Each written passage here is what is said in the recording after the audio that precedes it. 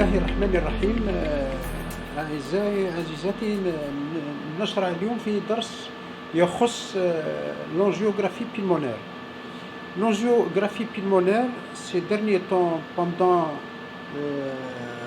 la pandémie Covid-19, tout le monde, la majorité des médecins demandent une angiographie pulmonaire. Qu'est-ce que ça veut dire? C'est on va étudier les troncs artériels des poumons, c'est-à-dire l'artère pulmonaire droite et gauche, les artères segmentaires et sous-segmentaires à la recherche d'une embolie pulmonaire, soit micro-embolie ou une embolie carrément qui obstrue un tronc ou un segment artériel dans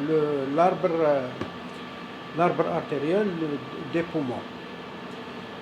قبل ما نديروا l'angiographie pulmonaire, on demande tout d'abord aux patients de faire une créatinine parce que l'insuffisance rénale nous empêche de faire cet examen, parce que l'insuffisance rénale, le produit de contraste est néfaste pour les reins, il va altérer davantage les reins.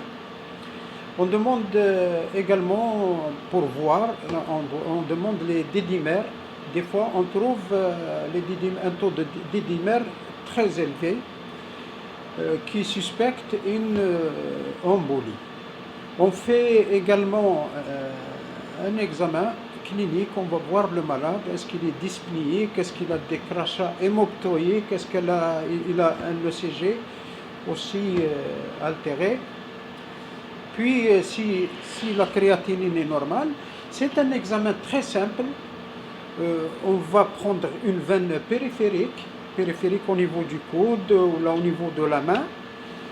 Et puis, on va injecter un produit de contraste iodé. Nous avons l'habitude d'injecter le produit qui s'appelle Nutravist. Nutravist, c'est un produit non toxique.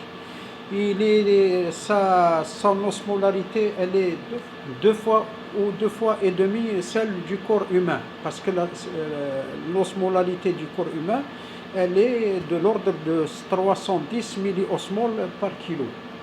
Donc si on a un bon produit de contraste tel que Xenetix ou Ultravist, il n'y a pas le feu. C'est un examen qui dure 10 minutes. Il est facile à réaliser, simple, et qui va donner le diagnostic d'une embolie. On utilise un injecteur automatique qui calcule tout d'abord le débit de l'injection. Généralement, c'est 4 cc par seconde. La quantité, elle est de l'ordre de 80 cc. Donc, c'est un examen qui dure à peu près 22 secondes, pas plus. On prend une grosse veine, et puis on règle l'injecteur automatique et on injecte le produit 10 secondes et on a une cartographie exacte des artères pulmonaires. Regardez cette image, cette illustration directe qui montre les deux artères pulmonaires droite et gauche ainsi que son infundibulum, les parties distales des deux artères pulmonaires, les artères segmentaires et sous-segmentaires. Si on trouve une image lacunaire endoluminale, ça veut dire que ce patient a une embolie pulmonaire. Les micro-emboles sont dangereux pour le patient parce que ces micro-emboles circulent avec la circulation, ils vont ailleurs, ils vont provoquer des dégâts, donc on doit alerter les médecins traitants de la réanimation ou bien les cardiologues en leur disant qu'il s'agit de micro-emboles.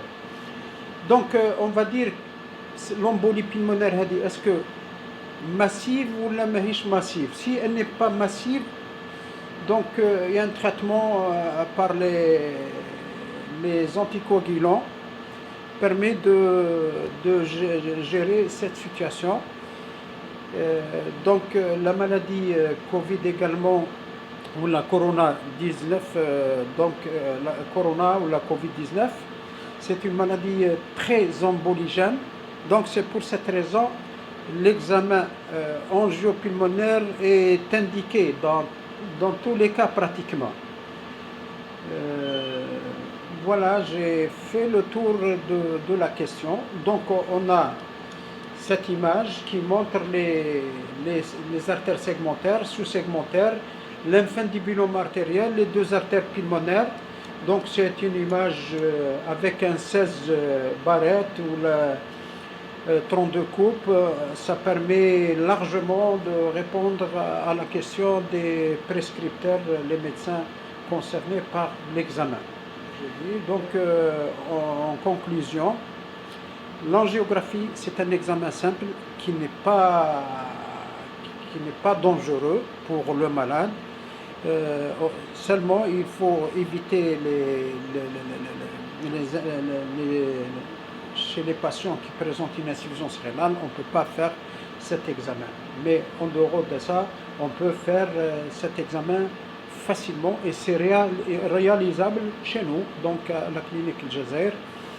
Donc nous, on vous attend. Si vous avez des malades, donc on est là pour vous répondre à votre question. C'est Dr Boumaraf Sassi, médecin radiologue à la clinique El Jazair, longue expérience, donc qui a expliqué cette vidéo pour que les patients sachent que cet examen n'est pas dangereux du tout. Il est réalisable à n'importe quel moment. On demande uniquement de faire la créatinine, c'est tout. Merci beaucoup.